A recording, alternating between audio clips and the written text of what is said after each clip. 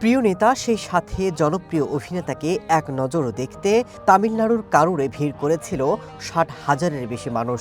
থালাপতি বিজয় হাত নাড়তেই ভিড় থেকে আওয়াজ ওঠে থালাপতি থালাপতি থালাপতি। তারপরই বাঁধ ভাঙা উচ্ছ্বাস জনতার, কিন্তু সেই উচ্ছ্বাস মুহূর্তেই বদলে গেল স্বজন হারানো কান্নায়। ভিড়ের মধ্যে থেকে টেনে টেনে বের করা হয় পায়ের নিচে চাপা পড়া মানুষগুলোকে।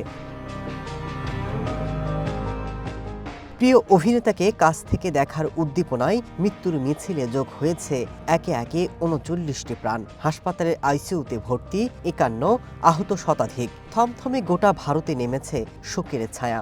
উচ্ছ্বাস আর আনন্দের মুহূর্ত এখন চিৎকার আর স্বজন হারানোর কান্নায় পরিণত হয়েছে। কেউ হারিয়েছে কন্যা, আবার কেউ পুত্রকে। স্থানীয়রা মনে করতে পারছেন না এমন বিপর্যয় আগে কখনো ঘটেছিল কিনা।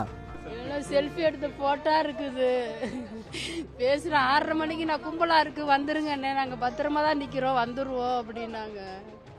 செய்தி பார்த்துட்டு தான் நானே போனேன். அடுத்த மாதம் கல்யாணம் போயிட்டாங்க, 2 பேருமே போயிட்டாங்க। অভিনেতা থেকে রাজনীতিবিদ বনে যাওয়া থালাপতি আগামী বছর তামিলনাড়ুর বিধানসভা নির্বাচনে অংশগ্রহণের প্রস্তুতি নিচ্ছেন। শোক প্রকাশ করে বিজয় জানিয়েছেন তার হৃদয় ভেঙে গেছে। তবে এই ঘটনায় ষড়যন্ত্র থাকতে পারে বলে অভিযোগ বিজয়ের। এরই মধ্যে ঘটনার তদন্তে কোর্টে যাওয়ার ঘোষণা দিয়েছেন তিনি। তামিলনাড়ুতে হতাহতের ঘটনায় ভারতের প্রধানমন্ত্রী নরেন্দ্র মোদী এবং বিরোধী দলীয় নেতা রাহুল গান্ধী শোক জানিয়েছেন।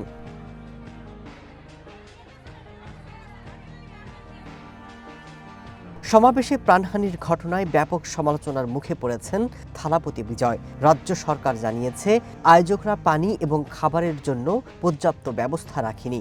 ভিড়ের মধ্যে থাকা লোকজন অজ্ঞান হয়ে এই হতাহতের ঘটনা ঘটে। ক্ষোভ থেকে থালাপতির বাড়িতে হামলার শঙ্কায় নিরাপত্তা জোরদার করা হয়েছে।